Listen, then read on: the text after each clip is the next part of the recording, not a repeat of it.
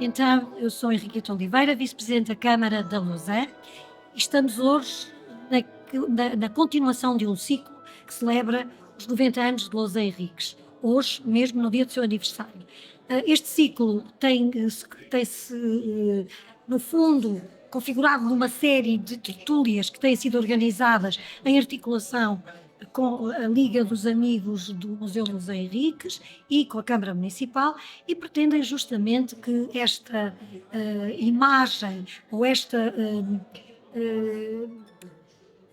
mecenas deste patrono deste museu, que é polifacetado, que é uma figura única, de facto, em termos do que é todo o seu conhecimento, a sua curiosidade pelo mundo, a sua vivência, possa ficar registada, partilhada e continue a ser experienciada por muitos e fique também, de certa forma, registada para as gerações futuras. De facto, continuarmos a celebrar Lausanne Henriques neste museu desta forma, como hoje aqui aconteceu, uma tertúlia, uma conversa, aliás, ao jeito de que o Lausanne Henriques tanto gostava, penso que é a melhor forma de celebrarmos a sua figura, a sua vida e de a mantermos viva da nossa comunidade.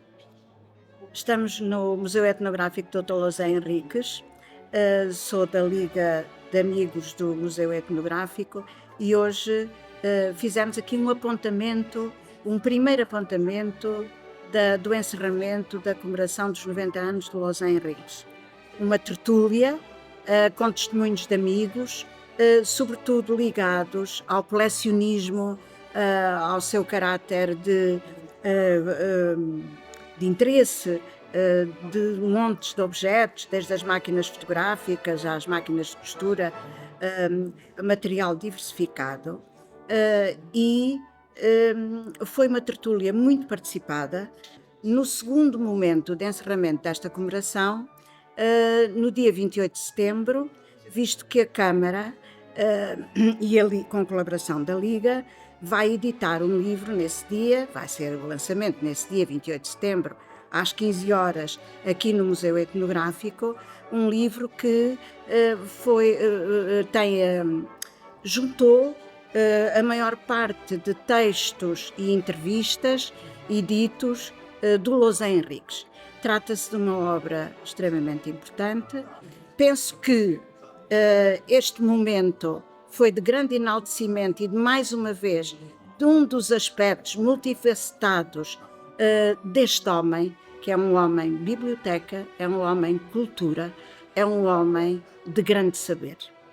E agora, como chegou a senhora deputada, agradeço realmente estarem presentes, estarem connosco, mais uma vez tertuliando sobre o nosso amigo Lausanne, embora estas duas datas, 6 e 7, sejam duas datas, por um lado, do aniversário e hoje 12 anos da morte de Manel, de qualquer forma, é muito bom ter aqui amigos.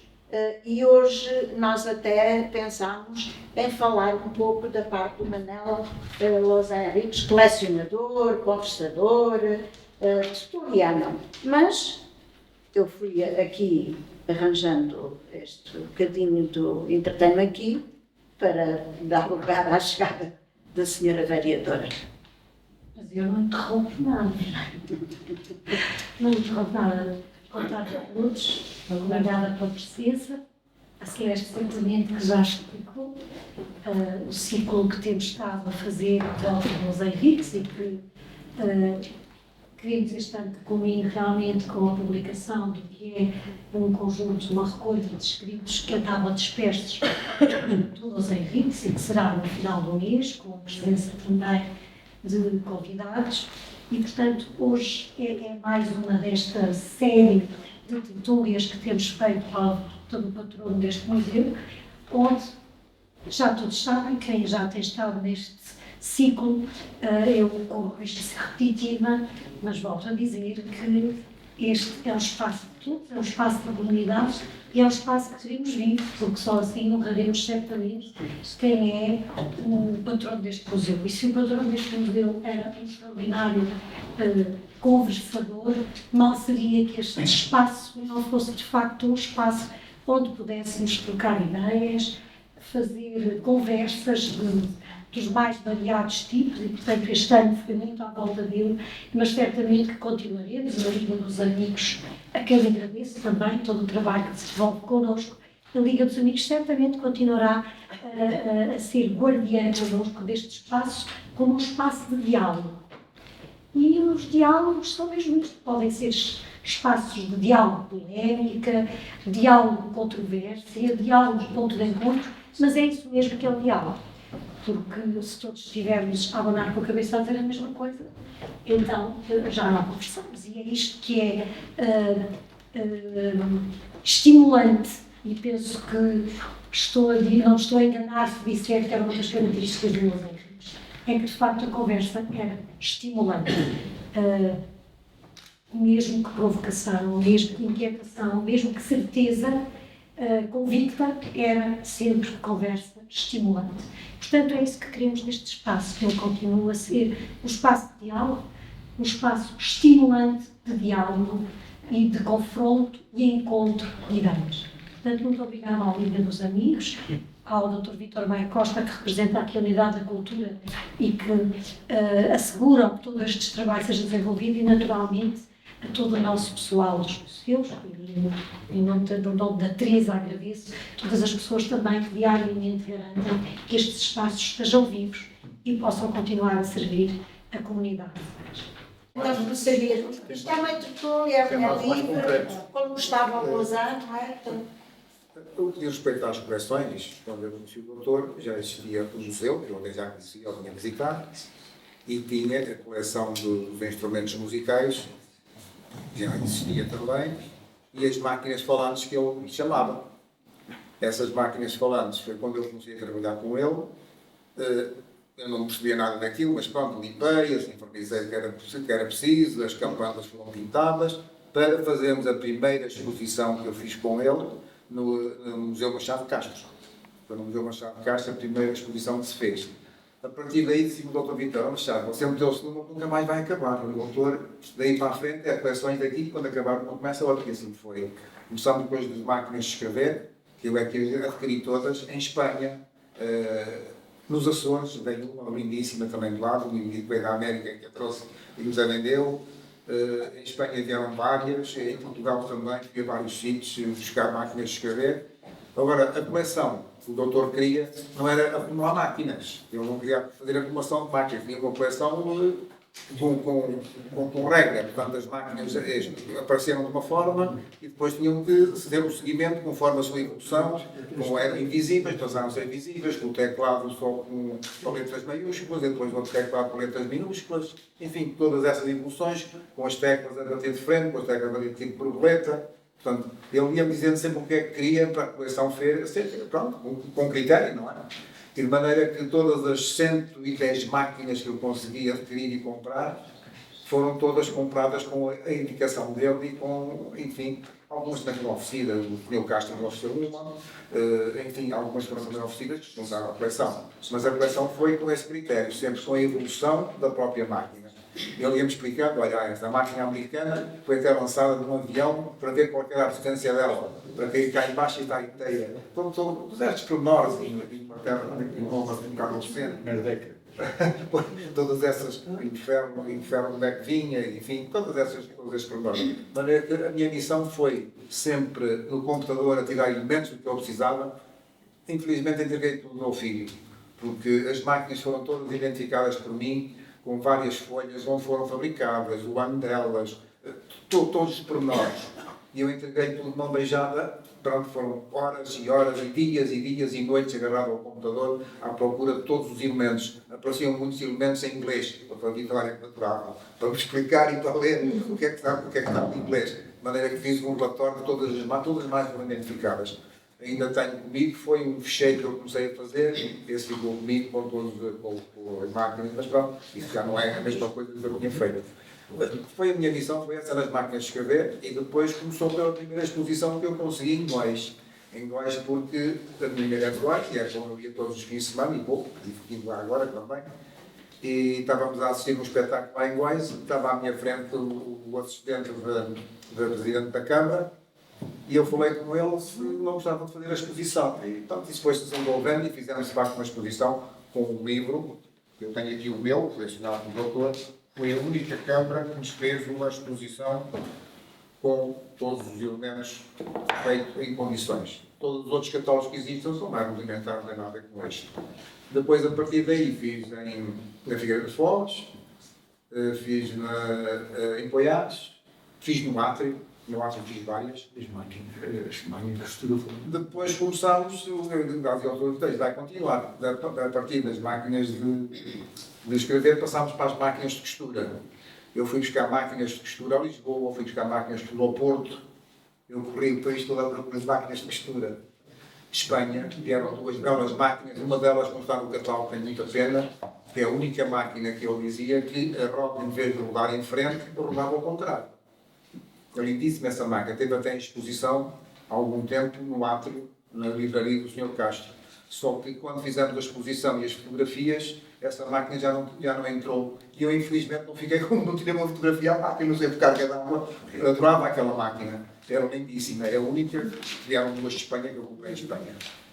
As máquinas de costura, também ofereci uma minha, também ofereci uma de um familiar que era da nossa família, também ofereci uma deram. Enfim, e lá se fez a coleção. Terminou as máquinas de costura, que não terminou, que havia ele para cá, tinha em casa umas 5, 6 máquinas já. Agora não posso dizer quanto tem a coleção, estou olhando para o catálogo, mas fui buscar ao Porto, com um colecionador, máquinas extraordinárias que já consegui comprar, que estão todas no catálogo. Depois daí partimos para os telefones. Os telefones já expliquei há bocado, ou os telefones não, as máquinas fotográficas. Já expliquei como é que ela foi feita. Foi feita quase de um dia para o outro. Havia imensas máquinas oferecidas por vários amigos. O Dr. Martim também ofereceu a dele. Eu também ofereci uma que tinha, antiga. E a situação foi a que acabei de contar. Consegui de um fotógrafo de Beja. O genro quis vender as máquinas todas. Eu comprei a tal máquina instantânea. E vieram as máquinas todas no momento para o telão. Posso precisar, mas pelo menos entre 40 a 50 máquinas fotográficas. Entre elas máquinas muito interessantes, que estão na coleção. Depois das máquinas, fomos para os telefones. Para os telefones ficou uma coisa mais reduzida, comprou-se muito pouco. Sei lá, uma dúzia de telefones. Há muito interessante, passou ali que estava muito, que não tinha pé nem nada, e eu, com a minha habilidade, fui ao chinês, comprei um candeeiro que tinha um pé redondo muito giro, tirei, desmanchei o candeeiro todo, pus a máquina em cima, apareceu ali. E lá está a máquina por aquele pé. E pronto, e foi esta história, foi tipo pena que isto ficasse na mão do filho, porque o doutor ainda pensou trazer para a Lausanne, mas dizia, na Lausanne já temos um museu, mas tem vindo todas aquelas máquinas aqui para a Lausanne, hoje tínhamos o prazer de as ver. E assim, olha, acho que é coisa que morreu. Pelo menos se olhar para mim, ou se houver uma exposição, que eu já quero o seu pai ver. Não sei quando é que isso possa acontecer. Mas foi um trabalho muito intenso e que eu adorei, principalmente as máquinas de escrever. As máquinas de escrever foi adorei as máquinas de escrever, foi uma coisa maravilhosa. Foram dias, e falar o que é que eu fiz com aquilo. Não fazia outra coisa, estava na net, sempre de roda das máquinas de escrever. A tirar alimentos, as que ia comprando. Claro, também tinha sabor. Houve uma que veio de Espanha, que não sei por carga d'água não veio parar à mão. Tinha pago 50 euros para o transporte, tive de pagar os 50 para adquirir. E foi um particular, estava-me a dar cabo da cabeça. O doutor dizia, mas estavam chateados com isso, não perdemos a máquina, passou ali muito bonita, uma máquina interessantíssima, era logo que se confere. Eu, na altura, quando fiz a exposição das máquinas de escrever na Câmara Municipal de Góis, este catálogo foi feito na minha casa, na minha garagem, com holofotes. Eles diziam para mim, onde é que está a máquina tal? Eu conhecia-as todas. Eu ficava a olhar para mim, que eu conhecia 100 máquinas, não me escapava ali. Conhecia-as todas. A memória agora já é igual e já não sei. Mas todo este trabalho foi feito por mim, na minha casa, em Góis. Os fotógrafos foram a trabalhar 2 dias seguidos a fazer as fotografias. E depois a exposição já foi mais organizada pela Câmara. As outras todas foram organizadas só por mim. Eu é que expus à minha maneira, é que escolhi o sítio onde havia de pôr. Carregava assim como para Góis, levava as máquinas para Góis, ia buscar lá em Góis, levei-as para a Lausanne, ia buscar da Lausanne, levei-as para a Figueira. Andei com aquilo às costas, uma quantidade de tempo. Agora já arranjaram o sítio, segundo parece. Em Góis, inclusivamente, a Câmara de Góis fez propositadamente aquelas estantes onde estavam expostas. Fez precisamente aquelas estantes estantes. porque foram ver a exposição em Lisboa, que é uma exposição de máquinas de escrever também na Golgã. Talvez. Já não sei onde é. É a única exposição, é o único museu que existe de máquinas de escrever para aquela zona. E eles foram de propósito lá ver como é que aquilo estava exposto e fizeram as estruturas em madeira, com vidro e tudo, para pôr com a iluminação, para pôr as máquinas todas expostas. E fizeram um excelente catálogo, que é este, que é ele, que está oferecido pelo doutor, e toda a gente adquiriu, quem quis, não é? Na altura, imensos catálogos. E foi das exposições mais bonitas, foi a de Góis. Todas as outras também foram bonitas, mas pronto, fui eu que as fiz à minha maneira, eu expunha as máquinas como que me apetecia. Aí nesse catálogo está também os tinteiros e os frascos de tinta que eram do Manel. Foi a minha autoria, que agarrei nestes tinteiros todos que o doutor tinha em casa e meti tudo dentro e levei para que fossem fotografados e fizessem parte desta exposição. Portanto, há aqui muito trabalho meu também. E na compra das máquinas, e na restauração de algumas, nas máquinas de costura, inclusive fui buscar a casa de uma senhora que é Dona Tiló, que se chama Clotilde. O pai dela foi ministro do governo de cá de Portugal, agora não posso precisar, mas já é bastante antigo. E a casa dela era um autêntico museu de peças, de relógios, sei lá o que é que ela tinha, coisas imensas.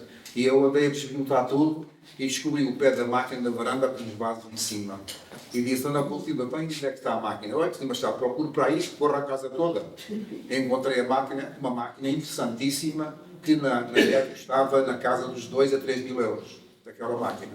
Estava abandonada, só uma peça, muito maltratada, foi toda pintada por mim, toda restaurada. Adaptei as pecinhas que foram necessárias em latão, que não estavam lá para eu buscar. Fiz um tampo, não tinha tampo, mandei fazer um tampo inteiro, depois fiz o corte. Comprei um cinto largo, em cabedal, para fazer a correia. Aquilo está no catálogo das máquinas de costura. Ficou lindíssima a máquina. Todas as outras foram restauradas por mim. Claro que no meio disto também houve alguns dissabores. Quando fiz a exposição no Atlas, parece-me um indivíduo que eu não conheço lado nenhum a criticar, esta máquina se fosse restaurada por mim estava bem melhor. Eu sei qual era a máquina. Só que o doutor, quando eu quis restaurar a máquina, não, mas sabe, aí você não mexe. Isso tem que ficar conforme está. Só a limpei, só a infernizei, agora não foi retocada nem arranjada, porque eu trabalhava com madeira, sabia, portanto, era fácil arranjar essas coisas, não é? Mas ele não deixou. E de maneira, ouvi essa crítica, ignorei, nem passei cartão. Fiz o melhor que soube, apesar de não ser nenhum especialista em nada destas coisas, mas consegui estas coleções todas a pedido dele, sempre orientado por ele, como o doutor pretendia.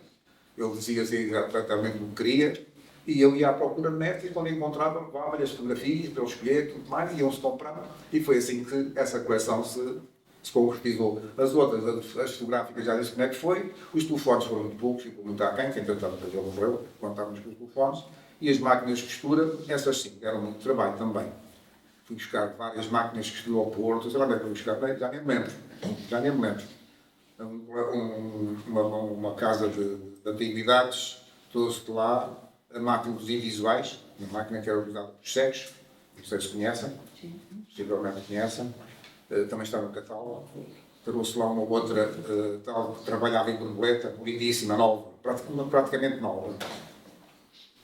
Só umas 3 ou 4 comprei lá nesse colecionador. E fomos acumulando. E represento este catálogo que está aqui, que estão cá todas. Daí para cá não vai nenhuma. Como é que o senhor surgiu na vida do Lousã? Fácil. Eu trabalhava nos móveis do Lai, funcionários de móveis do Lai em Coimbra, aliás, em Lisboa. Em Lisboa pedia transferência para Coimbra, quando o dinheiro era de Góis, nós andávamos sempre a caminho de Góis, era viagens longas, e eles queriam um vendedor de móveis deram uma possibilidade de ir para vendedor da loja aqui de Coimbra. E eu aceitei, fui lá os testes que eles quiseram, e vim, conservei durante 40 anos a trabalhar nesta casa. Entretanto, a casa faliu, foi à falência. E ele disse, bom, não vou desistir também, já percebi, eu trabalhava nos móveis, fazia móveis, sei lá o que é que eu fazia aquilo tudo. Vou trabalhar, coletei e trabalhei durante 6 anos por minha conta, porque o meu antigo patrão também também foi atrás da falência, o pai é que vendeu tudo, montou uma segunda fábrica em Torres Vedras. Eu ia lá buscar móveis, vendia, e buscar, e vendia, e desapareci dos móveis ao lado da Baixa, onde conheci o Dr. Lozano, que foi lá comprar algumas coisas. E então a doutora Itelvina conseguiu descobrir a minha casa e foi ter comigo à minha garagem onde estava a trabalhar. E a partir daí, ela comprou-me algumas coisas, fui à casa dela, comecei a conhecer o doutor, e comecei a ir, e foi a partir dessa altura. Comecei a ir à casa do doutor, comecei a conhecê-lo, ele pediu-me se eu gostava, se eu gostava, o que é que ele pediu, já não sei, ele pediu para gostar de qualquer coisa, não é? E, portanto, a partir daí, comecei, depois do doutor, começou-me a convidar para ir para o café, e acabei de conhecer todos estes nossos amigos, o doutor Martim, o doutor Vitória. Houve duas pessoas nesta situação que eu adorei conhecer e falar. O doutor Martim, que estava ao meu lado, e já morreu o doutor Juiz, como é que ele se chama? O doutor Juiz Leitão, o doutor Leitão. Porque é que o doutor Luís Leitão ficou na minha vida? Porque a minha mulher trabalhava com crianças, toda a vida trabalhou com crianças. E apareceu-nos uma senhora, uma bebé pequenina, ao colo, deixou para tomar conta da minha mulher, aceitou a criança, foi uma baixa, ficar fralda e tudo, ainda não apareceu. A minha filha foi adotada, já tem 43 anos, vive na Marinha Grande, é engenheira, tem uma vida regular boa. E o doutor Leitão ficou sempre gravado comigo, porque foi o doutor Leitão que fez a audiência na adequação da minha filha. E eu, nessa altura, falei com ele e depois conversei muito com ele a contar-me histórias do tribunal. Foi uma loucura. E o doutor Martim a contar-me história da tropa. Não posso dizer uma que ficou aquela de bater na árvore, ir lá com os pés e bater na árvore. Isso fica, a gente até fica nervoso. O doutor Martim contou-me histórias maravilhosas. São aquilo que é também, mas destes dois doutores não. Nunca ouvi coisas que, enfim, gostei imenso deles. E foi a partir daí que o doutor me convidou e que os conhecia todos, e muitos mais. A partir daí também fizemos várias visitas aí a locais dentro fora de Coimbra. Eu ia na minha carrinha, levava o pessoal todo, ia lá todos, íamos comer feijoadas no sei aonde. E pronto, nós agradecemos. Foi momentos maravilhosos. Foram momentos maravilhosos da minha memória. E ainda bem que o Dr. Lozano veio assim, uma pessoa. Não sei agora quem é que quer intervir. Dr. Vitória ou o Dr. Martim? Dr. Martim. Doutor, também fecha com chave de ouro. Eu queria agradecer à senhora vereadora da Cultura por colaborar ao Luzem Henriques nos tempos que atualmente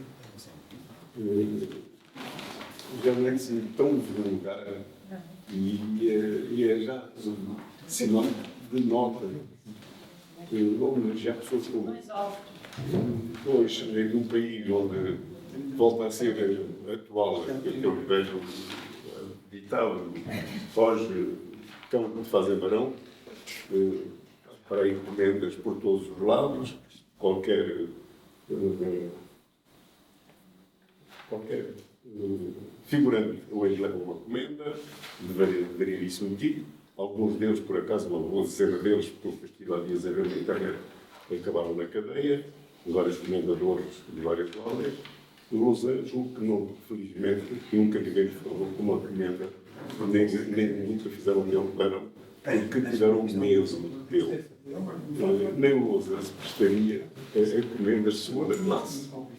E por isso, a minha palavra de reconhecimento à variação da cultura da Lausanne por dar esta oportunidade de homenagearmos uma figura, de facto, invulgar, uma figura pouco que eu não conheço outra igual. Não conheci outra igual. E uma palavra de reconhecimento também ao Sr. Machado. Hoje se faz, digamos, o foco principal na vertente de colecionadores do Luzem Henriques. Ele tem tantas outras vertentes, não é? Mas hoje faz-se um pouco mais de foco nessa vertente do colecionador. Eu diria do que acompanhei durante anos como ouvinte dedicado no Lausanne, Eu era um ouvinte, um aluno, que assistia às aulas do Lausanne. Eu diria, ao fim destes anos todos, que sem a colaboração do Sr. Machado, a maior parte das coleções de Lausanne não se tinham concretizado. Vontade, amor e paixão tinha ele, mas a capacidade de concretização não era capaz de fazer. Estas idas à Espanha, o manuseamento da internet, o navegar na net à procura de colecionadores, o negociar preços, o reconstituir algumas das peças que eu vi, que eram quase irreconhecíveis, e depois de passarem pelas mãos do Sr. Machado, a gente percebia afinal o que era aquilo, porque ele tem umas mãos, de facto, podia ter sido cirurgião, podia ter sido meu colega, e se calhar melhor que eu tenho umas mãos privilegiadas, e nesse aspecto, de uma crueldade imensa, a injustiça que tem sido feita ao Sr. Machado. Nem vale a pena pormenorizar muito mais, nem merece que se pormenorize, mas... Estamos aqui nós a agradecer. Mas pode haver que eu não conheça, e eu acho que é um meu testemunho que sem o Sr. Machado, uma maior parte da coleção do Lausanne não passava desse aglomerado de peças que ele tinha lá em casa e mais nada. Deve-se ao Sr. Machado. Deve-se ao Sr. Machado. E é uma injustiça cruel que tem sido feita. Uma injustiça cruel. Porque o Sr. Machado é um apaixonado. Era tão apaixonado como o Lausanne. Era tão apaixonado como o Lausanne. Deu horas e horas e horas da vida dele para as coleções do Lausanne. Nestas exposições que o Sr. Machado organizava, em colaboração de câmaras de vários sítios, há um aspecto que há bocado focou e que é uma falha de todos nós, que éramos amigos e admiradores do Lausanne, foi não termos gravado, porque, para além da coleção, aqueles objetos inertes e mortos que ali estão, sem a vida que o Lausanne lhes dava, a maior parte deles não passam de um aglomerado de objetos. Há bocado falou na coleção das máquinas de costura. A interpretação antropológica, sociológica, que o Lausanne, histórica, numa vertente histórica que era da ideologia do Lausanne, uma forma especial de olhar para a história, o Lausanne encarava todo este fluir, desde as máquinas mais primitivas, que são inimagináveis, o engenho dos primeiros artesãos que conceberam máquinas para costurar, e que ao comum do utilizador passa pela cabeça como é que aquilo nasceu, a mim não passava, mas sem o encadeamento sociológico, histórico, filosófico do Lausanne, aquilo são acumulados de objetos. E um deles, um dos aspectos que sobressaía, foi, por exemplo, que há bocado não referi, como o Lausanne transforma esse aglomerado de máquinas na sua importância na emancipação da mulher. Quando a mulher se emancipa, porque passa a ter o seu próprio ganha-pão. E o mesmo para as máquinas de escrever. Quando a mulher se emancipa, porque passa a trabalhar, tem o seu ordenado e passa a ter autonomia. O que encadeia muitas outras coisas e conceitos de onde é que nasce a emancipação feminina. E o que tem a ver com o trabalho, e o que tem a ver com a economia, e o que tem a ver com a exploração do trabalho. É um encadeamento enorme. E isto nunca se gravou, nunca se disse. E eram autênticas aulas do Lausanne. Isto perdeu-se. Por exemplo, essa da Empoiage, onde ele fez uma intervenção soberba no Lausanne, soberba em Empoiage, de uma riqueza extraordinária do ponto de vista histórico e sociológico, etc. Perdeu-se porque morreu com ele. Ninguém grava. Não se gravou. E como quem dissesse, diz outras charlas, como alguns chamavam, charlas na livraria do Castro, sobre variedíssimos temas. Ele foi ressuscitar a imagem do João Brandão, por exemplo, e inverteu completamente a imagem que uma certa cultura interessada na época criou à volta do João Brandão. O bandido, o assaltante, o assassino, etc. O Lausanne, como homem de ciência que era, o humanista que era, o Lausanne mete o enquadro João Brandão no contexto das lutas liberais da época e a tal conceito da bondade e da doçura do português, que não é violento, que é português, como diria outro, norueguês. Essas guerras liberais foram de uma violência, de uma crueldade extraordinária, que é pagada porque se pretende criar uma imagem de que o português é extremamente pacífico e tolerante. Isto para dizer, no fundo, que o Lausanne é um nunca acabar de conhecimento. É um humanista naquele grande sentido, no sentido primordial. E tendo o Lausanne uma fidelidade ideológica que o caracterizou toda a vida, o Lausanne foi sempre fiel a si próprio, às suas convicções e às suas opções.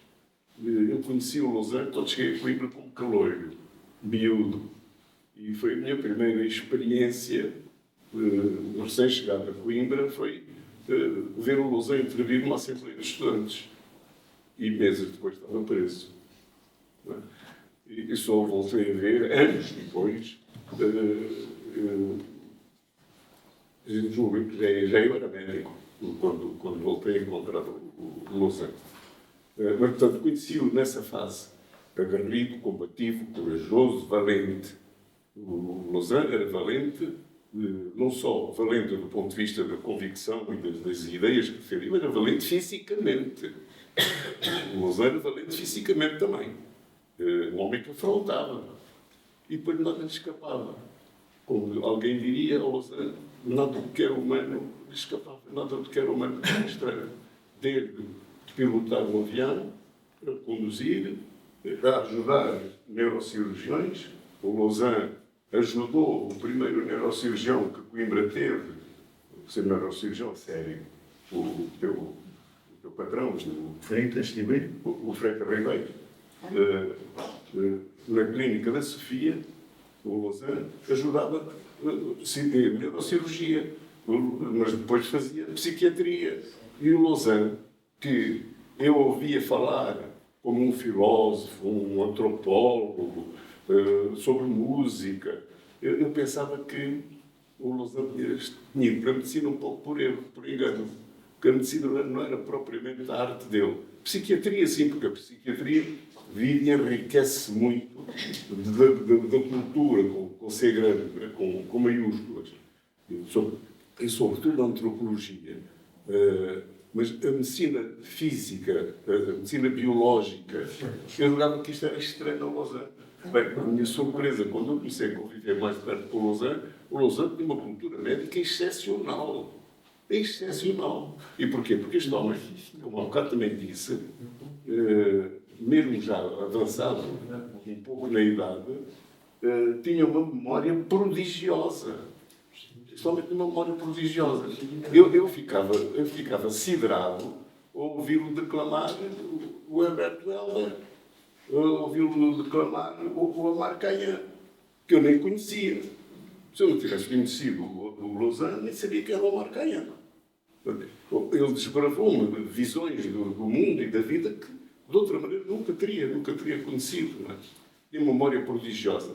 E, portanto, ele, quando passou por medicina, por um curso, apesar da polícia política, da PIDE, da Inquisição em novos moldes, ter torturado este homem, tendo-o retirado da vida num período crucial da formação de um médico, que é na fase final do curso, no estágio, antes de fazer o estágio, não o deixava fazer o estágio, o que podia ter amputado toda a cultura médica para trás durante 3 anos, podia ter desaparecido. O Lausanne tinha uma cultura médica extraordinária em todas as áreas da formação médica, desde a formação mais básica, a fisiologia, a química, até à clínica. Tinha uma cultura extraordinária o Lausanne. E fruto da memória que tinha. Não conseguiram amputá-lo com os 3 anos, completaram a vida naquela miserável em Peniche, não conseguiram cortar. Era um instrumento que nós, fundamentalmente, anos e anos, que depois tivemos o privilégio de conviver com ele, como ouvintes, como discípulos, fascinados por esta figura. E, não conheço outro. Perante ele éramos ouvintes. Porque há bocado ouvimos falar sobre música, sobre instrumentos musicais, depois falava sobre, dava-nos cada sessão daquela, o Zé Vitória, sobre o Heidegger, que eu ficava com os olhos trocados. Com aquelas expressões em alemão sobre o Heidegger, que eu nem em português entendo, quanto mais com as expressões em alemão, eu saltava do Heidegger para a biologia, e da biologia para a física. Era um homem que Tocava todos os instrumentos. Tocava todos os instrumentos. Tocava todos os instrumentos. uma curiosidade imensa. Portanto, era isto que eu queria dizer, fundamentalmente. Uma coisa, ou se passa. Eu quero acrescentar uma coisa de 20 segundinhos, 10 segundos. Eu descobri no site da RTP Memória, foi um site do Arquivo RTP, não tinha o nome, Lausanne. Fala um bocadinho mais alto, o Dr. Zé Vitória está a ouvir mal. Sim, no site da RTP, do Arquivo RTP, que há um site que é o Arquivo RTP, não é? Se nós escrevemos o nome de Lausanne Henrique, que eu fui fazer, até estava a pensar claro neste vídeo que eu descobri lá, aparece duas referências, mas já só está numa delas no vídeo, que é um programa da RTP de 1998, ou não estar em erro, com o João Isidro. Com o João Isidro. E é que ele está com o Horácio Antunes e o Carlos Carranca. Eu tentei copiar para pôr aqui, porque eram 3 minutos espetaculares, ou 6, já não me lembro. Mas isto ele fala da Serra. mas só para dizer uma coisa, neste vídeo que passou aqui estava escrito por baixo o nome dele e depois dizia sociólogo. No vídeo da RTP, o Júlio Dix, João Isidro, desculpa, vira-se para ele e começa a tratá-lo como grande etnógrafo, antropólogo. E quando começa a falar, o Lausanne Henrique diz: bom, a primeira coisa que eu quero dizer é: eu não sou antropólogo, eu sou médico, e então diz exatamente aquilo que é, e depois diz: o seu, não é? Portanto, a gente trata-o como antropólogo, e ele tem noção que a antropologia é um curso de 5 anos, ele tem um outro curso.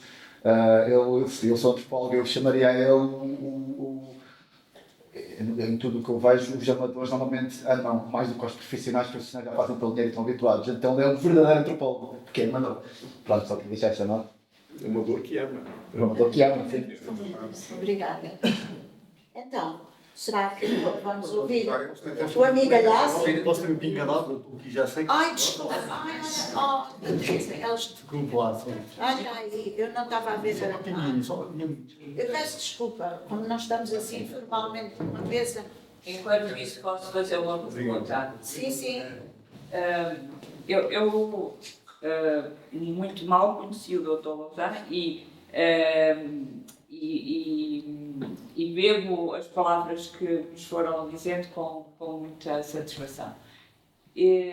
Eu gostava de saber se no percurso da vida dele, nomeadamente a infância, que é assim o que talha depois a nossa vida, se houve algum fator que tenha contribuído fortemente, sei lá, foi ou alguma professora, algum familiar, o que é que terá dado o pontapé de partida para este homem tão curioso como vocês descrevem? Olha, deixa-me só dizer, há um livro que está editado pelo Lápis de Memória, que resulta de uma entrevista longuíssima feita ao Lausanne pela Manuela Cruzeiro e pela Teresa Carreiro.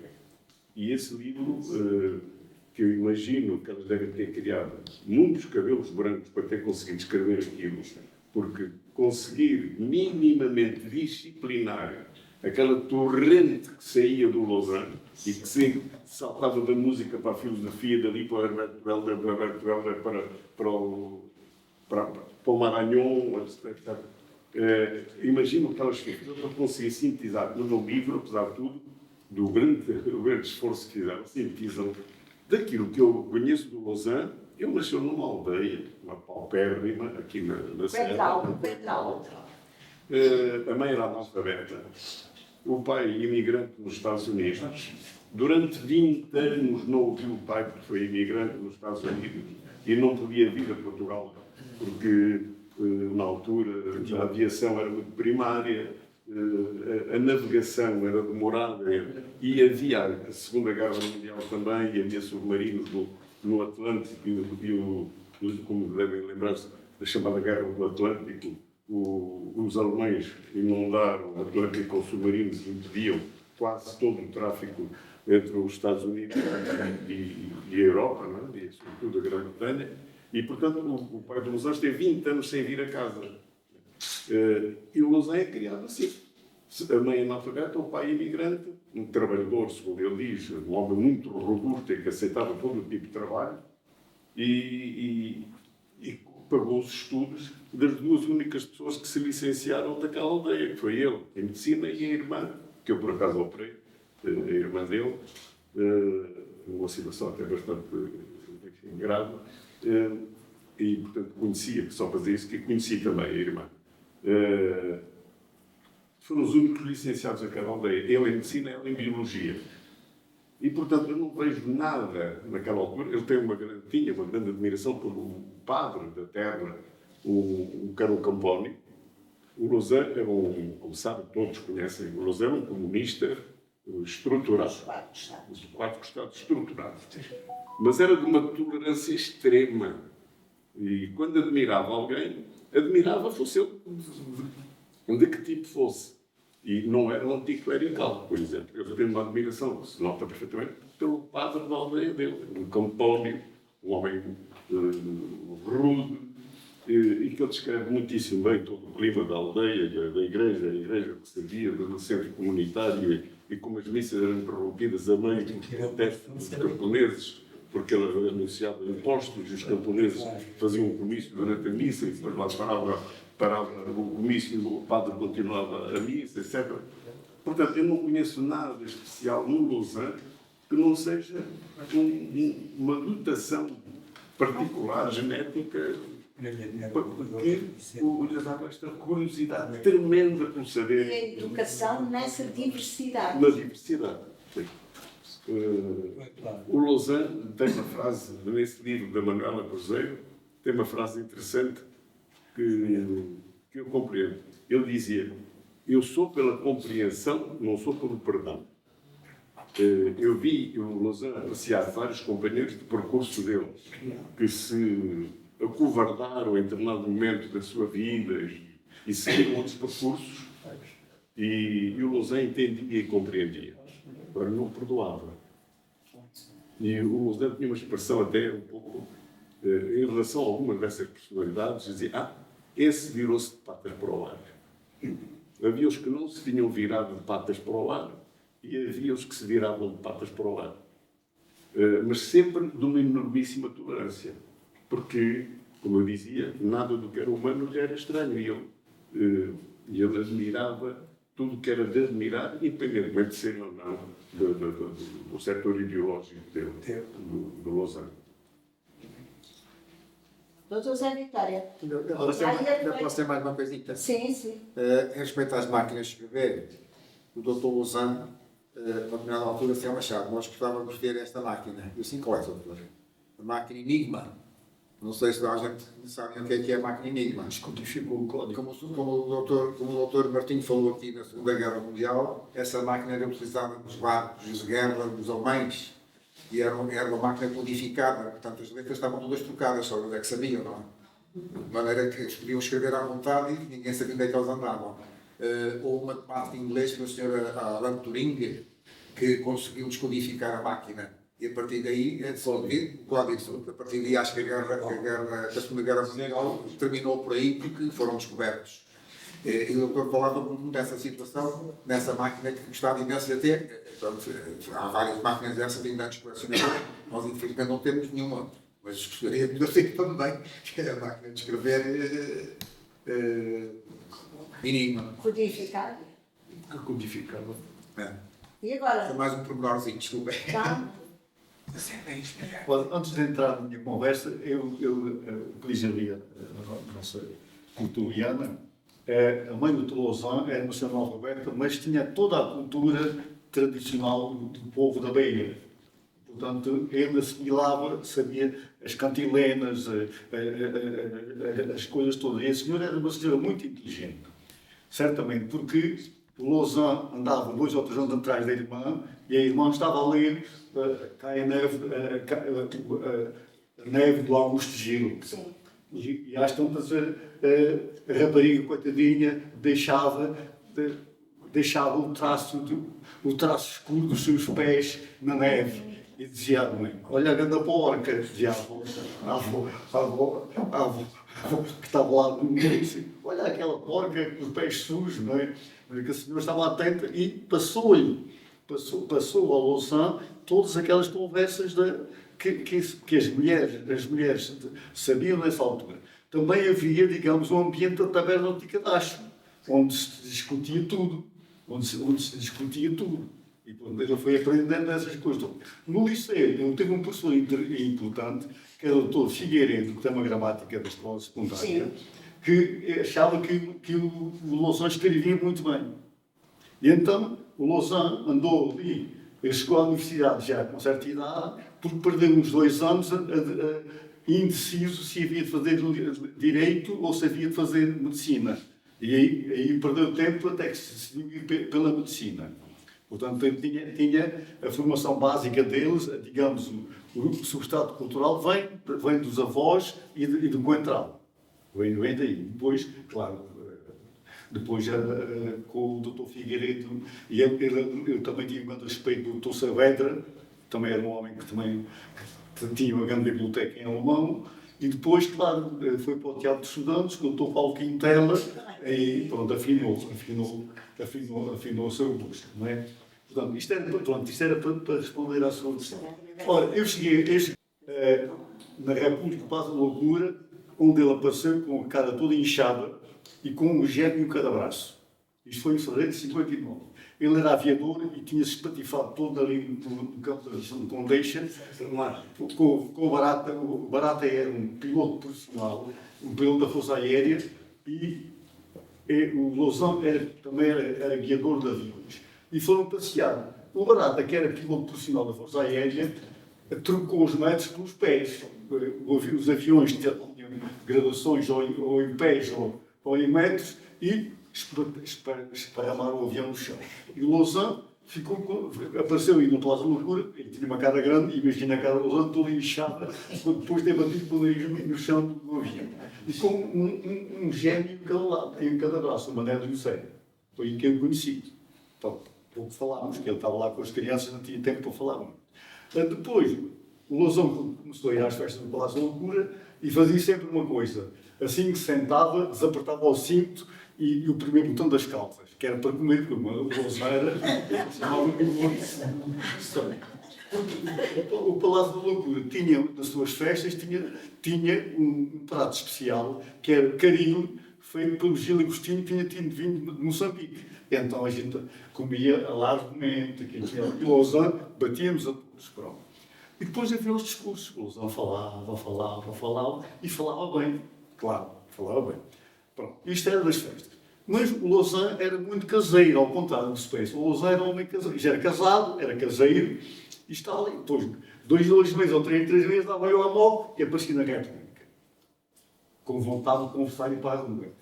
O pessoal da República nunca estudou muito. Naquelas alturas davam-lhe com vontade a nada de estudar. Hoje tenho que estudar patologia, hoje tenho que estudar propedêutica. Eu era o único que tinha vontade de ir para a rua. Não tinha dinheiro, o Lausanne tinha dinheiro, tinha uma boa mesada do pai dele que era funcionário na América, lá nas cirurgias, e íamos para a rua.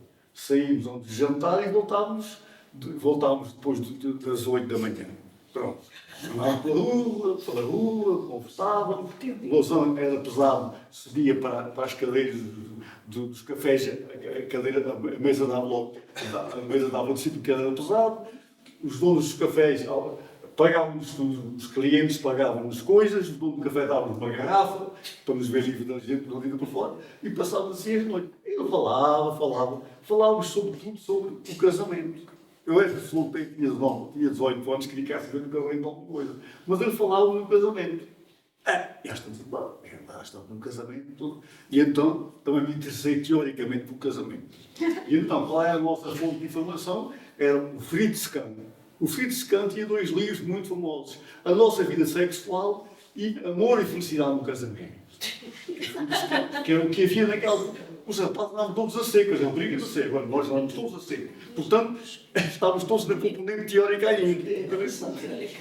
E o Lausanne, nessa altura, emprestou um livro em castelhano, feito por um grande psicólogo alemão que era Wilhelm Steckel.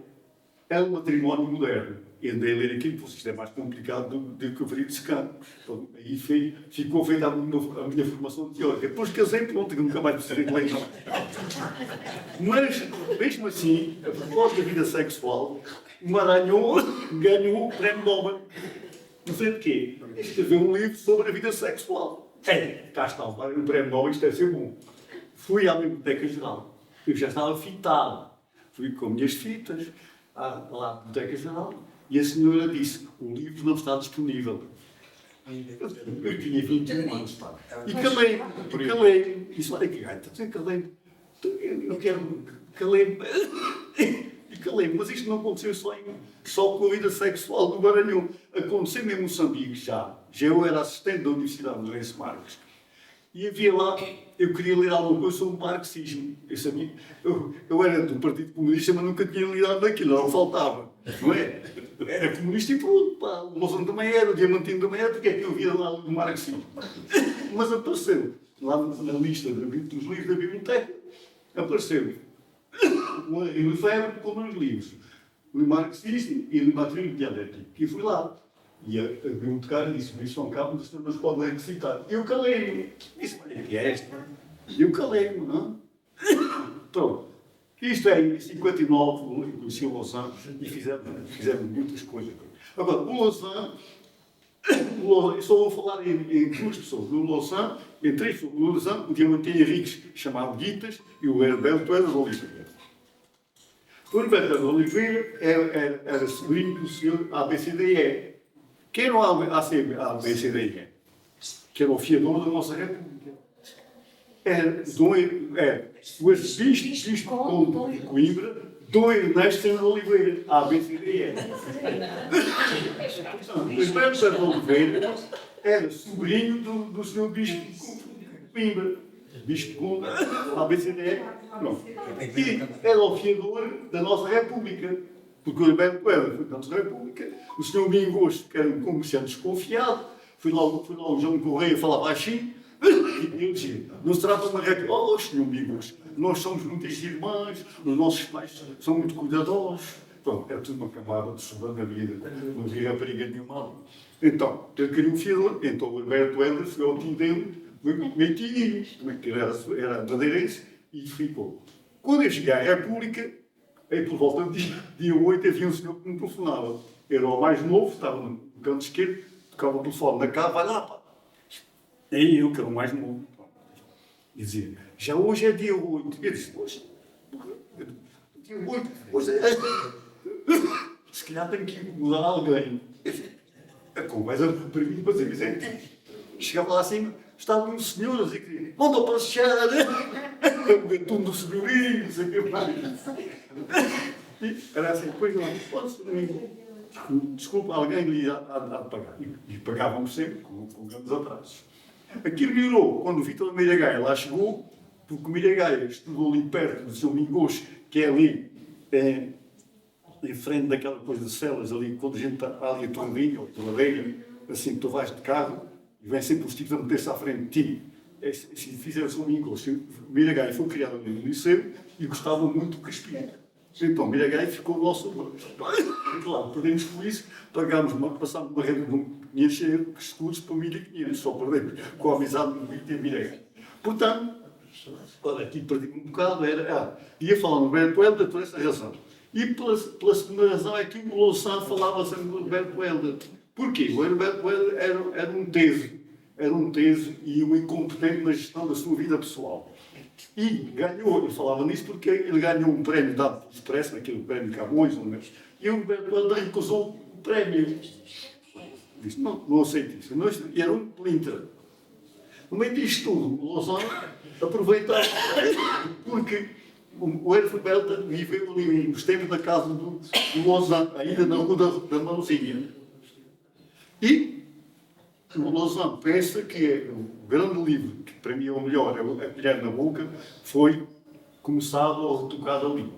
Portanto, e tinha muita confiança que o Herberto Helder depois safou-se, porque criaram as bibliotecas da Gulbenkian e ele foi para lá funcionário da Gulbenkian, senão o homem vivia na miséria. Mas ele disse uma coisa ao Louçã, que era a seguinte: eu vou-me dedicar à poesia como vocês se dedicam à clandestinidade. Eu vou me isolar e vou trabalhar como poeta. Bom, isto foi por isso que dizia o Louçã, que o Herberto Helder tinha dito.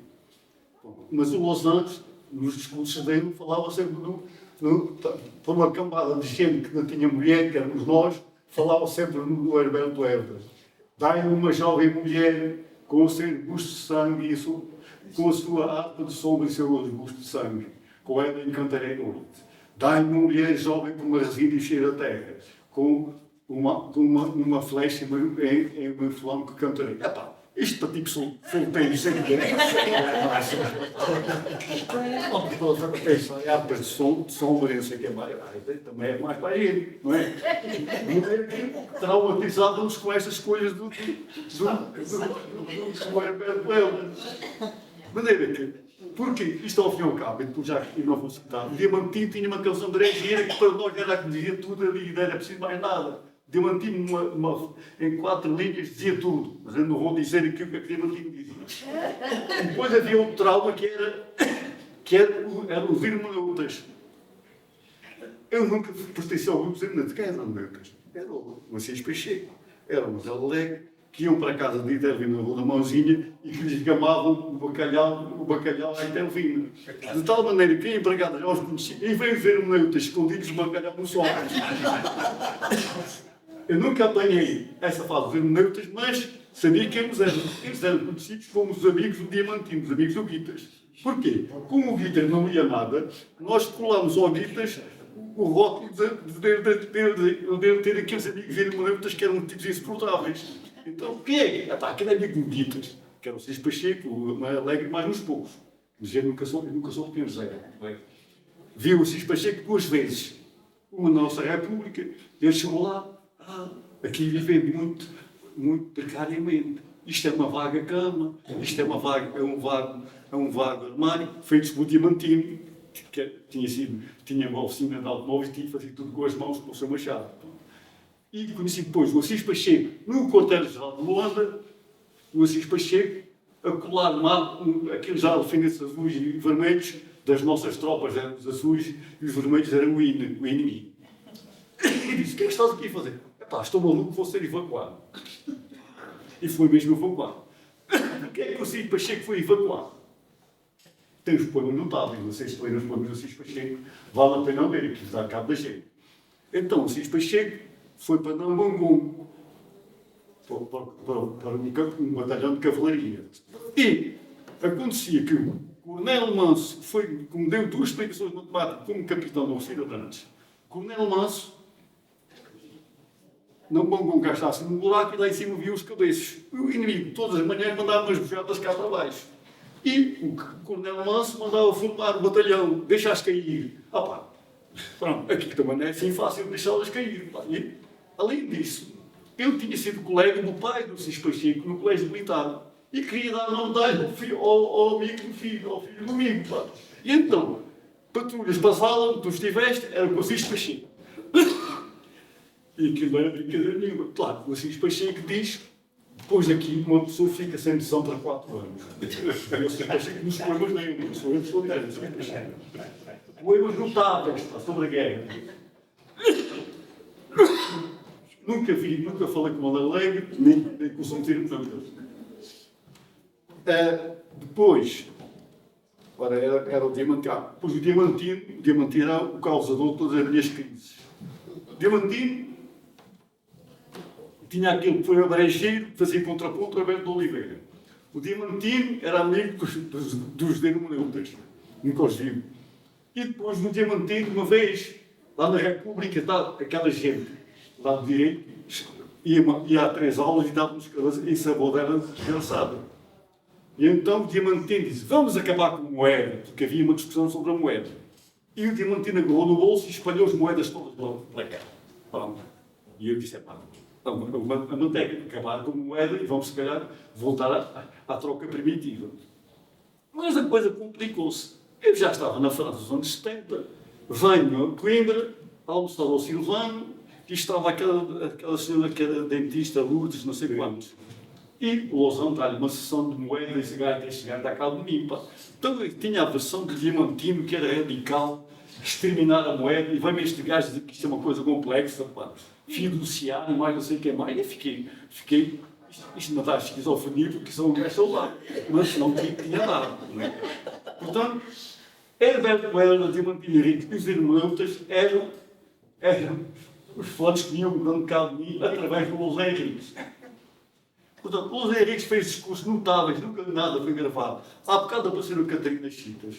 Eu assisti ao aparecimento da Catarina Chitas. Como? O Palácio da Loucura fazia, para os mais velhos, fazia umas excursões. E a primeira que fizemos foi na Zebreira, onde estavam aquelas pessoas a tocar aqueles aparelhos, e fomos dormir, fomos abrir aquela, há lá umas termas, seria a Idanha, Monfortinho, e estávamos lá, encomendámos uma orquestra, e de repente, cá embaixo, estava um grupo de bancários e ouviu-se uma senhora. O Lousão foi lá abaixo, mandou a nossa orquestra para baixo e trouxe a Catarina Chitas. E estivemos uma noite inteira a ouvir a Catarina Chitas a cantar. E o Lousão a explicar os miasmas e aquelas gaitas todas, melisse, não são miasmas, são melismas, ou coisa assim. O Lousão a explicar e ela cantava. E os outros gajos lá embaixo não batucar os bancários. Ficámos a ganhar. Foi isso que conheci esta senhora. Depois, a Câmara da Idanha, em que o Domingos Rijo, também era palaciano, teve um grande trabalho cultural com a dona Catarina Chitas. O Lousão escreveu um texto que está na capa do disco. É este texto que foi lido aqui normalmente. Está na capa do E que está no livro que vai ser editado. Cada vez mais. O Lousão tem as coisas. Eu queria falar de uma coisa complicada, que era o seguinte, que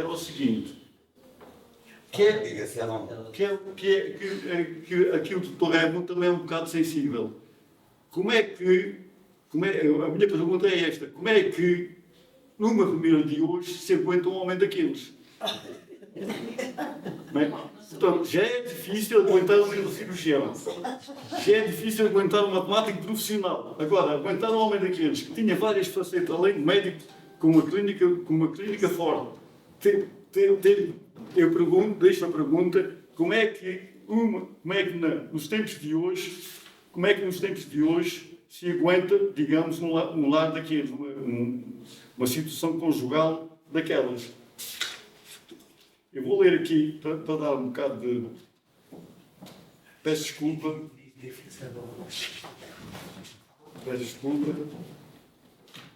Estou aqui à minha calma. Tive a estudar 3 dias para isto, não é?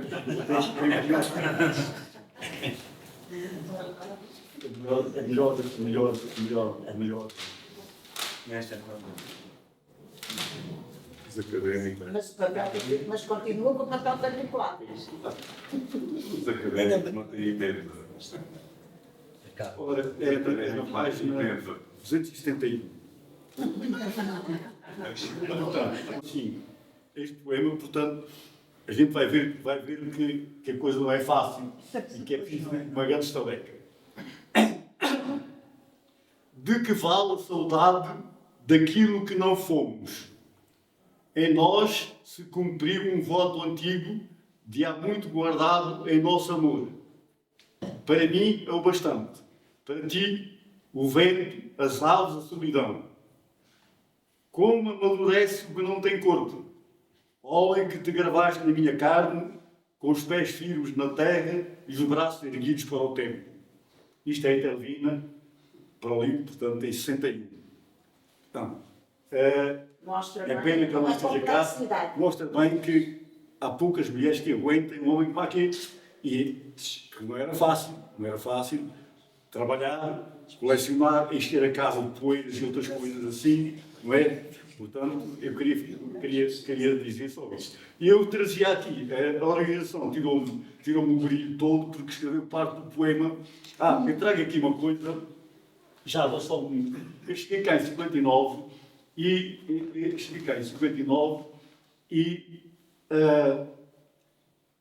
eu tenho andado a desmontar tempo a ideia de que a juventude agora não presta para nada, nós já queremos bons.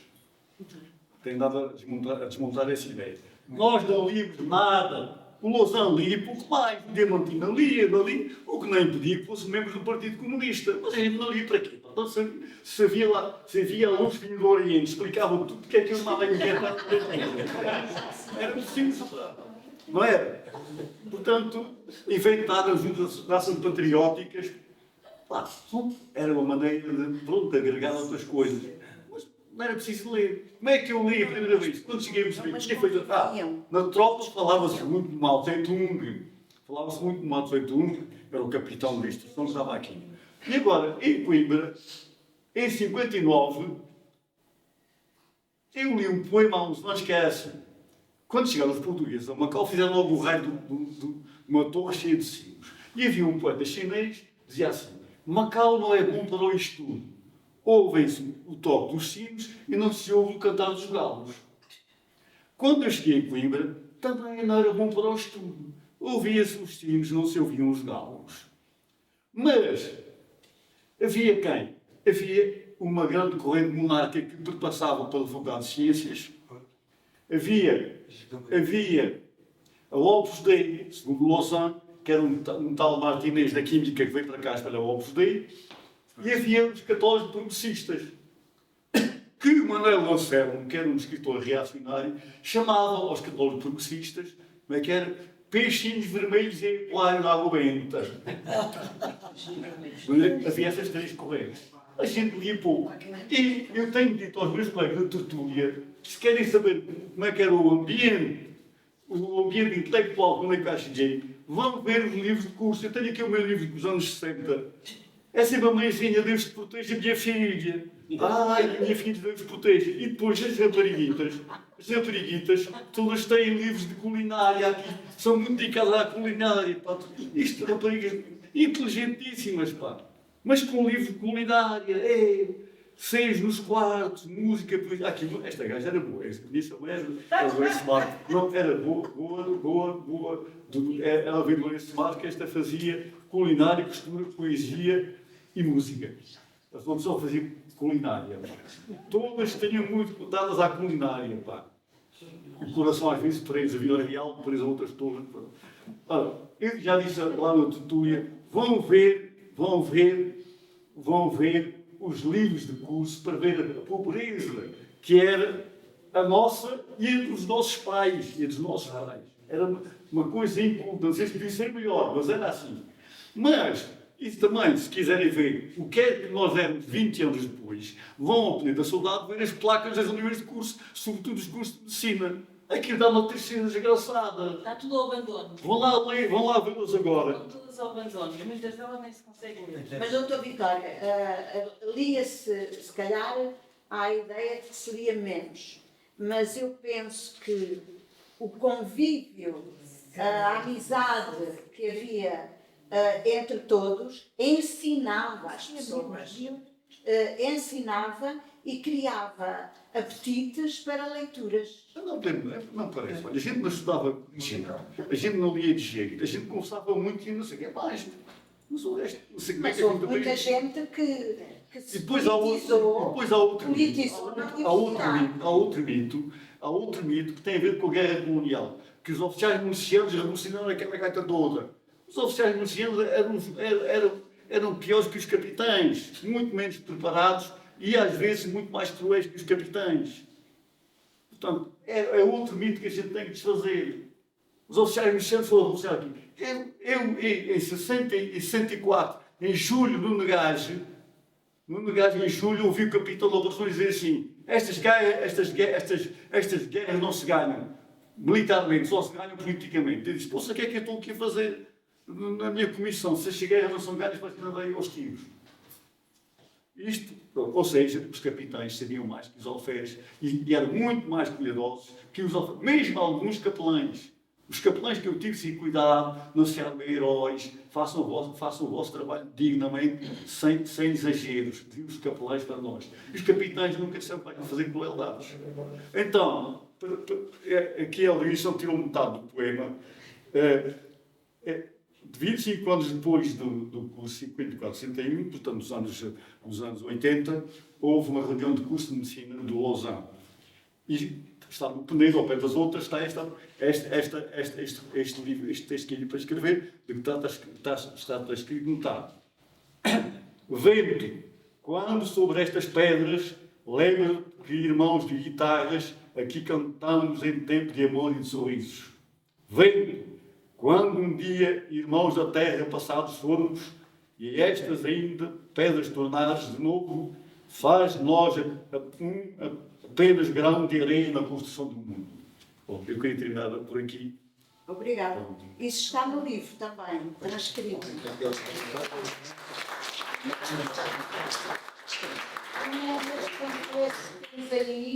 Ela não está. E entregando a Está lá a pedra, está lá o retrato de pedra, com o texto. Não sei, doutor Raimundo quer dizer alguma coisa? Posso falar? Sim, senhor. Toda a gente pode falar. Muito bem. Para depois irmos ali aos comes e bebes que o Lausanne também gostava. Eu vou ser rápido. Eu há bocadinho perguntei ao meu pai como é que conheceu o José Henriques. Conheceu, ainda eu não era nascida. Hoje tenho 50 anos, por isso há mais de 50 anos que o meu pai conhece o José Henriques.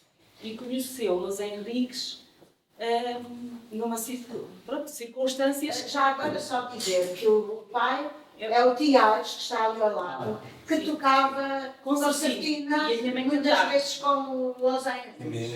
Pronto. E então, no fundo, eu vivi a minha vida toda, até agora, atrás do meu pai e da minha mãe. Para todo lado onde os meus pais fossem, os meus pais levavam, no meu caso, a minha irmã e a mim, porque pronto, o meu irmão saiu da Lausanne, tinha eu na altura 6 anos, e a minha irmã 8, e o meu irmão já tinha 18. E muitas pessoas até aqui na Lausanne acham que o Sr. Aires do Franco só tem 2 filhas. O filho não existia, porque não convivia, não é? Não estava connosco no verão, nas férias. E isto para dizer que o doutor Lousa Henriques foi convidado pelo doutor Boiás Silva para a casa do sogro, o doutor João Grado, nos Cobelos, que tinha um lagar de azeite. E então havia uma bacalhoada e o meu pai foi convidado. E agora não sei, o meu pai estava-me a contar que foi de Fiscal até aqui esta zona, no carro do doutor Boiás da Silva. E depois seguiu no carro do doutor Lousa Henriques até aos Cobelos. Meu pai não sabe porque é que mudou, mas baixa. E aquilo foi a noite toda de comesana, de toque da concertina, da Júlia a cantar. Mas eu não existia, não é? Isto não existia. O que é que eu queria também aqui contar? Que eu andei por baixo das mesas, dentro das gavetas, das mesas, pequenita, não é? Eu não me lembro-me das gavetas, das mesas, pela minha mãe contar que iam a festas, havia uma gaveta, punha a menina dentro da gaveta e fechava a gaveta. Às vezes até se esquecia da filha dentro da gaveta. Não é?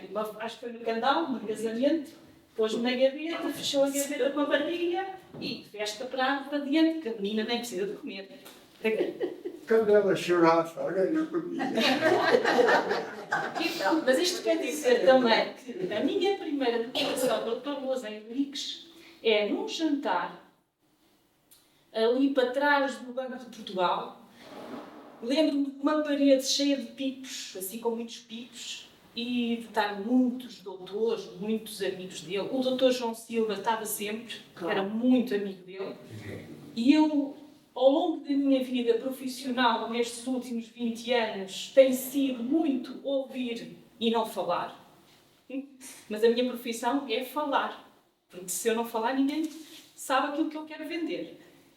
Mas o Dr. João me dizia muitas vezes, ouve primeiro e fala depois. E houve uma vez que eu ia a pé para a Senhora da Piedade e encontro o Dr. Poiás da Silva, mais o Dr. José Henriques, já numa fase, o Dr. Poiás muito mal da cabeça, pronto. Mas eu passei, não liguei nenhuma e segui a minha vida. Mas o Dr. Lausanne tinha um dom, acho que é mesmo isso, um dom, de cativar toda a gente à volta dele. Não é? Um dom. E eu, uma miúda pequenina, isto deve estar emocionado, por isso é emocionado por... Eu aprendi muita coisa com eles. O Dr. Silva ajudou-me na minha profissão a chegar ao pé dos professores doutores. Porque eu fui delegada de informação médica naquela altura onde se ganhava rios de dinheiro. E então aqui médicos sabem o que é um delegado de informação médica, que se calhar ganhava o dobro do médico. É verdade ou não, doutor? Olha, eu estou-me a arrepiar. Isso está sem esquemas pouco honestos. Olha, eu posso lhe dizer... Não está sempre as cozinhas ao médico. Olha, eu não vou dizer nomes. Olha, estou-me a arrepiar toda. Eu não vou dizer nomes. Eu só lhe vou dizer que a minha empresa, onde eu trabalhei 15 anos, pagou consultórios na Rua da Sofia, desde do início da Rua da Sofia até à Casa de Saúde de Coimbra, que era a antiga Casa de Saúde da Sofia, que eu ainda visitei com freiras, naquela clínica com freiras, e que uma vez não era possível um delegado estar naquele sítio dentro da clínica e uma freira levantou as saias e eu fui lá para baixo das saias dela. Só para dizer o que um delegado de informação médica fazia há 20 anos atrás. E o doutor Lausanne, a mim questionava-me internamente. Eu, internamente, questionava-me muito porquê. Porque eu sempre ouvia dizer, muitas pessoas, que era um excelente psiquiatra, uma pessoa muito de saber a vida daquela pessoa antes de tudo aquilo estar a acontecer à pessoa. Porquê que aquela pessoa descarrilhou naquele momento, e via muito essas circunstâncias. E eu vivi também a Luísa, que era a secretária dele, madrinha, vivia muito, ouvia da escola, entrar na casa da Dona Alice. Pronto, e a Luísa às vezes dizia-me coisas do Dr. José Henriques e eu admirava muito a Luísa. E eu usei saltos altos na minha profissão muito por causa dela. Porque ela dizia, tu para estares altiva a falar com alguém, tu tens que falar nos olhos e de frente para a pessoa. Só assim tu consegues convencer alguém. Isto porque o Dr. Lausanne também olhava nos olhos das pessoas, de frente e altivo, e uma pessoa muito bem disposta, mas às vezes também muito rude, muito bracejada e assim. Não quer dizer que os baixos também não consigam.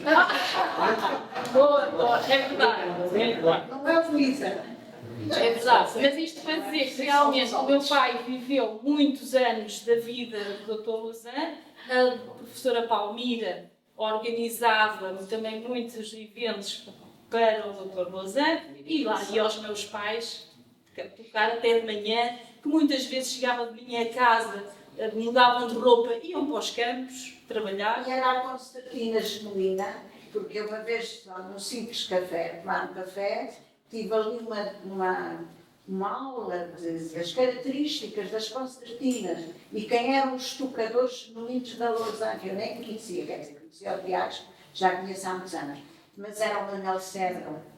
Era o Manuel Sebra, que era a concertina genuína, agora estes não são, por isto e por aquilo. Foi ali uma converseca é que eu pensei realmente este homem fala de tudo e de todos os aspectos. Não sei se mais alguém quer dizer alguma coisa ou se querem ir molhar a garganta. Só uma parte pequena. O Lousã falava depois não uma gratuita. Sim, sim. Não era uma fala barata. Sim. Era um homem que falava, mas com seriedade. Com profundidade. Com profundidade. Sempre com algum sentido. Sempre. Ele dizia muitas vezes, eu sou um semeador. E para quem? Para bom entendedor, meia palavra. Não é? Eu sou um semeador. E foi isso que aconteceu. Um grão na construção do mundo. Do mundo. Como ele escreveu. Exatamente. Um semeador. E o Lousã, como sabem, também passou pelo teatro. Não lhe serem todas. O Paulo Quintela influenciava. Muito. E ele era muito amigo do Do Paulo Paulo Quintela. Quintela. O Lousã era de uma grande fidelidade em termos genéricos, gerais, porque, como sabe, o Paulo Quintela, em determinada altura, foi muito contestado Credo. dentro do teu, não é? Houve Pois. uma crise E na própria grave. faculdade, aquele homem vinha Isso- só aos verbos. Isso é outra coisa. Era Mas na faculdade a gente percebe, porque ele era um homem democrata, a faculdade era um ninho de fascistas, Sim. os fascistas não podiam tolerar um democrata e perseguiram o Quintela. Claro. Mas o Quintela teve problemas dentro da sua própria família. No teu. Sim. Não vale a pena estar Não. agora recordado sobre esse. Ora, o Lousã tinha a família mais próxima do Lousã, a família ideológica, era a que contestava o Quintela. Não é? Mas o Lousã tinha a fidelidade da amizade ao Quintela. De que lado ficou o Lousã? Do Quintela. Não é? Isto define um homem, não é? Um caráter. Em determinada altura, houve um candidato, que no caso de Vertente era uma candidata, que eu julgo que foi a primeira vez que isso aconteceu, porque depois acho que enfim, a ordem dos médicos é o que é, enfim, ainda hoje é o que é, mas na altura a esquerda médica propôs uma candidata para bastonário. E portanto, eu também entrei nessa campanha de promoção da nossa candidata para bastonária da Ordem dos Médicos. E apareceu um candidato a bastonário, homem com grande prestígio, como cirurgião, etc., mas que não era o nosso. E nós fizemos campanha pela nossa candidata. O Lousã, que tinha relações pessoais íntimas com esse candidato, a quem devia atitudes de grande lealdade quando o Lousã esteve preso, e esse homem foi de uma grande honestidade e lealdade para com a família do Lousã, o Lousã desligou-se da campanha nossa, pela nossa candidata, e apoiou o outro candidato. Apoiou. E agora poder-se-á dizer, então, mas o Lousã, afinal, também caiu naquilo do que ele reverberava aos outros. Viraram-se de patas para o ar. Não. O Lousã não se virou de patas para o ar, foi coerente com ele próprio. Porque esse homem que nós não apoiávamos ideologicamente era um homem que não tinha nada de reprovável. Só que não era da nossa área ideológica, nós apoiávamos a nossa candidata. Nós achávamos que a Ordem já merecia ter uma médica como bastonária. Que, infeliz e miseravelmente, hoje em dia, como devem todos saber, o corpo médico deve incluir para aí 60% a 70% de médicas. Os médicos são uma minoria hoje no corpo médico. Se for em um hospital, basta olhar, não é? Mas não há bastonárias nos médicos. Há só bastonários. E nessa altura nós tentámos uma bastonária, uma senhora de Santa Maria de Lisboa. Depois o Lousã destacou-se e apoiou esse, o Zé Vitória sabe quem é, um homem que era oriundo aqui da terra do Lousã Henriques também. O Lousã era um homem de fidelidades. Era um homem de fidelidades. Eu gostava de realçar esta vertente da personalidade. Tem a ver com as suas características humanas. Sem nunca renegar, nem num pingo, as suas convicções ideológicas. Nunca. Nisso o Lousã foi sempre na integridade toda a coisa. Agora, uma coisa era uma coisa, outra coisa era outra coisa. Portanto, ele sabia muito bem distinguir as coisas umas das outras. Não é? A nobreza de caráter, como ele dizia, aquela expressão dele que eu gostei de adotar e utilizo como preciso, porque sirvo muitas vezes de expressões do Lausanne na minha vida. E uma delas era a nobreza de caráter. E a nobreza de caráter às vezes está acima das convicções. Das convicções. Eu não sei se mais alguém quer dizer alguma coisa, mas eu penso que a Filomena tem qualquer coisa para dizer. Que ela estava ali a fazer sinal. Mas diz, Luísa, e depois a Filomena. Era só muito rápido. De tantas coisas que realmente nós já reconhecemos, ainda não foi falado, quer dizer, e na sequência do que eu vou dizer, realmente o respeito pelas pessoas mais simples do campo, pelas tradições, tanto pelas vertentes, os vários aspectos de etnografia. Em particular, ele foi também o grupo que ajudou os trajes, portanto, na criação de grupos tradicionais, folclóricos.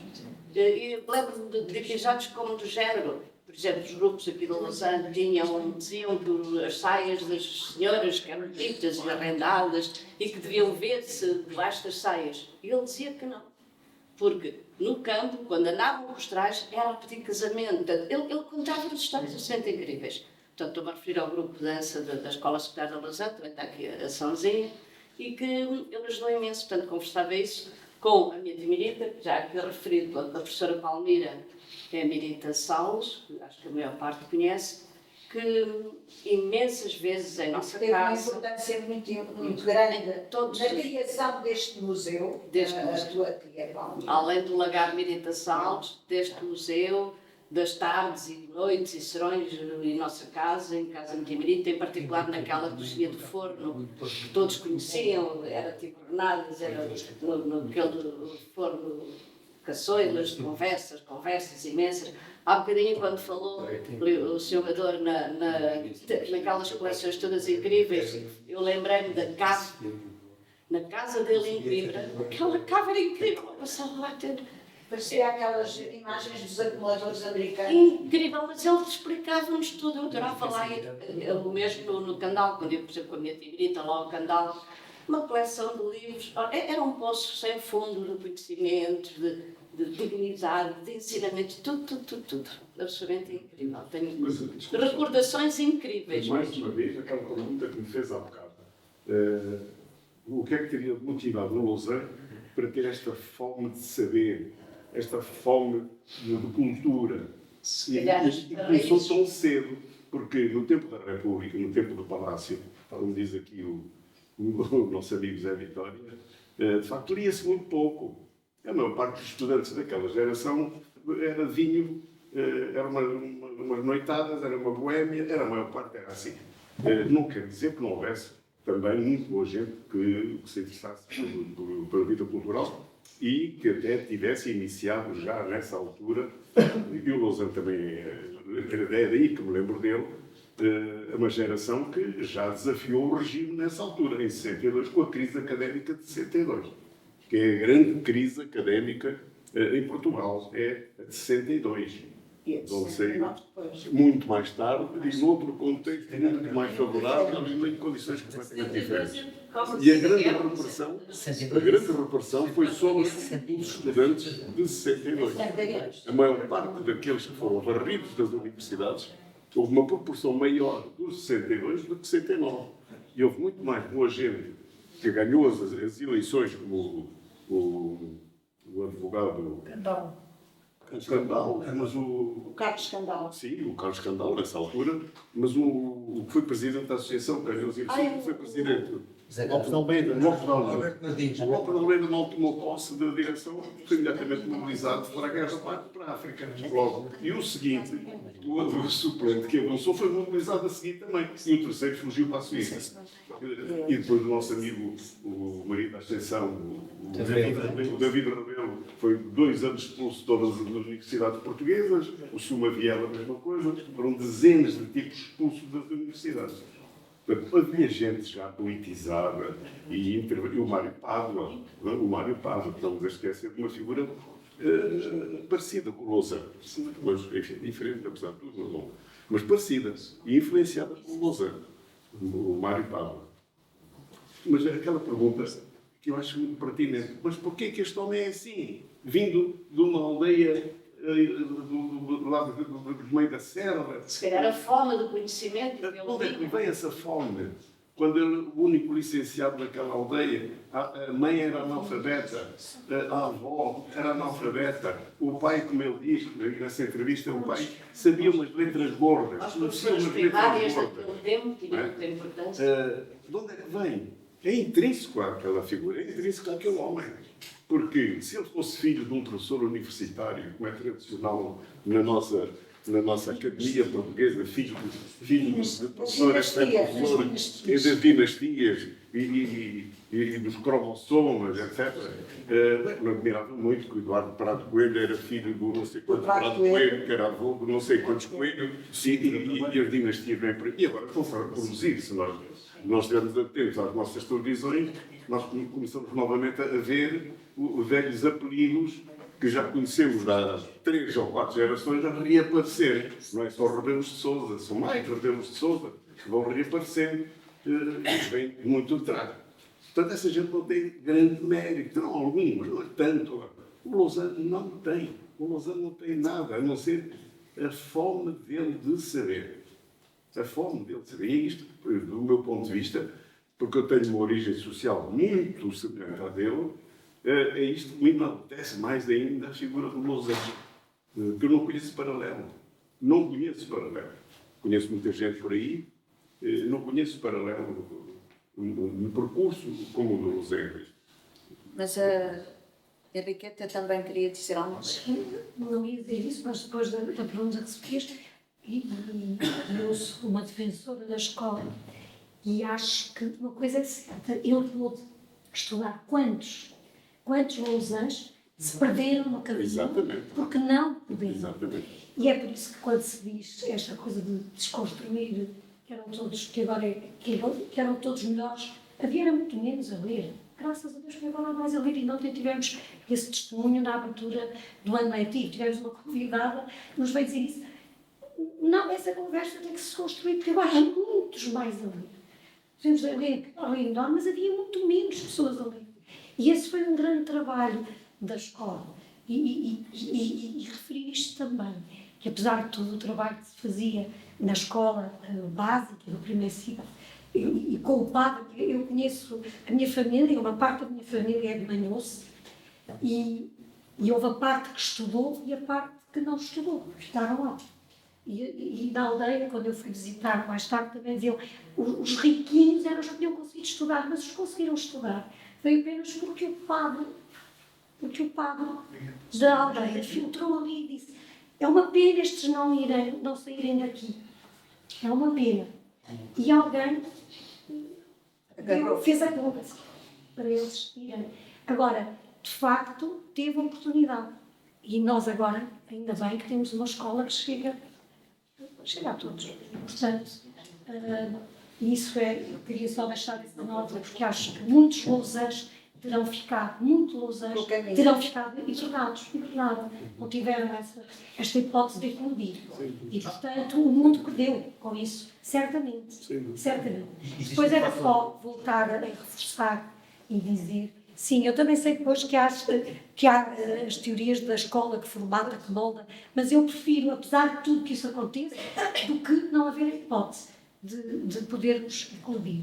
De qualquer modo, o que eu queria só era agradecer mais uma vez, naturalmente à Liga, que trabalha aqui connosco, mas dizer e reforçar isso no início. Vejam bem, não tivemos aqui 5 oradores, nem textos a ler, nem os PowerPoints foram estes, e não os muito académicos aqui, mas tivemos uma parte riquíssima de conversa. E este era muito o nosso desejo. Tínhamos muito desejo que isto pudesse acontecer mais vezes, espontaneamente, grupos mais informais, mas que se pudesse fazer isto. E depois uma nota muito especial para o seu testemunho, que eu não conhecia. Fiquei completamente, porque já tenho estado nestas tertúlias todas, tive a sorte, no final da vida, também poder estar com os Henriques, mas sinceramente o seu testemunho tocou-me muito. É uma poeta, é uma escritora, neste momento tem um livro para publicar. Tem publicado livros de contos, de poesia. Neste momento tem um livro para publicar com crónicas e contos da Lausanne. testemunhos autênticos e vivenciados por ela. Aliás, congratulo também de anunciar que a Lia Teresa também está a escrever uma história. Não quero que eu diga. Não, já não estou. Já não estou. Pronto. Mas depois temos que aproveitar sobre o pai de Júlia Laines, que já faleceu no Dia Internacional da Mulher Rural, no ano passado, fizemos uma homenagem. Este ano, no dia 17 de outubro, vamos celebrar mais uma vez o Ano Internacional da Mulher Rural e vamos homenagear precisamente a Mirita Salles, que foi uma figura ímpar também aqui na Lausanne, uma grande amiga da etnografia e de costumes. E a Filomena é uma poeta. E então ela escreve sempre, quando há estas nossas sessões, escreve sempre algum poema, alguma coisa. E se não se importassem, finalizávamos com as palavras dela e depois temos ali um licor beirão, uns sumos, umas canetinhas que podem levar, umas miniaturas que também foram. Uma visita aqui do doutor que foi filmada em filme. Houve uma visita guiada. Esse vídeo está à venda, existe. Pergunta ao doutor Vitor. Eu tenho a gravação, mas gostava. Nós temos reproduzidas no livro duas visitas guiadas. Não, mas o Sr. Doutor está a dizer que foi registada em vídeo. Sim. Uma visita guiada. E Nós que eu nós tenho. temos 3 visitas guiadas do Dr. Lousã. Em vídeo? Não sei, temos é que ver as datas. Eu falei na que eu estive presente e que acompanhei o doutor, nas outras não me recordo, porque ele termina com uma frase que nos toca a todos.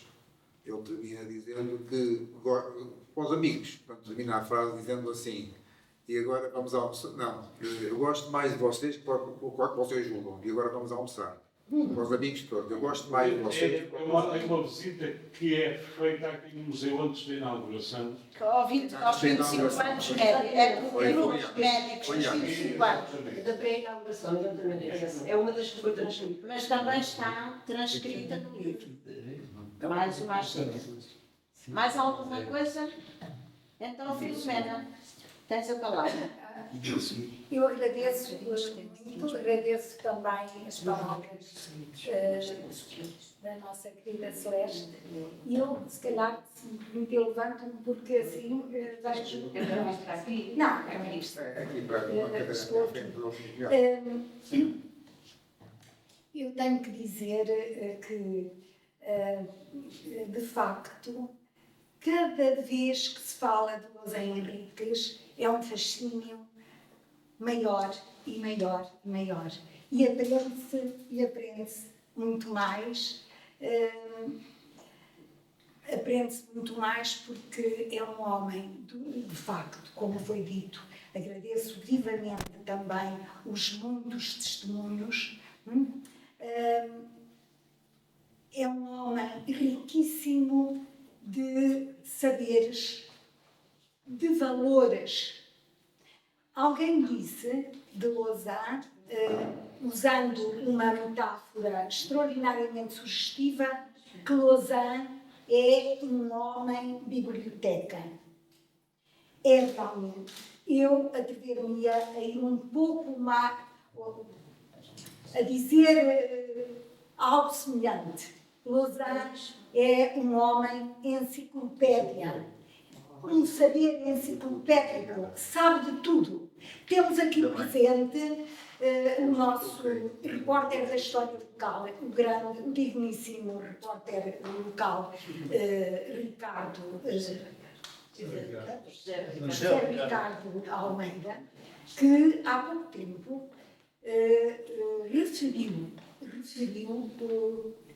o nascimento de Lousã com um texto,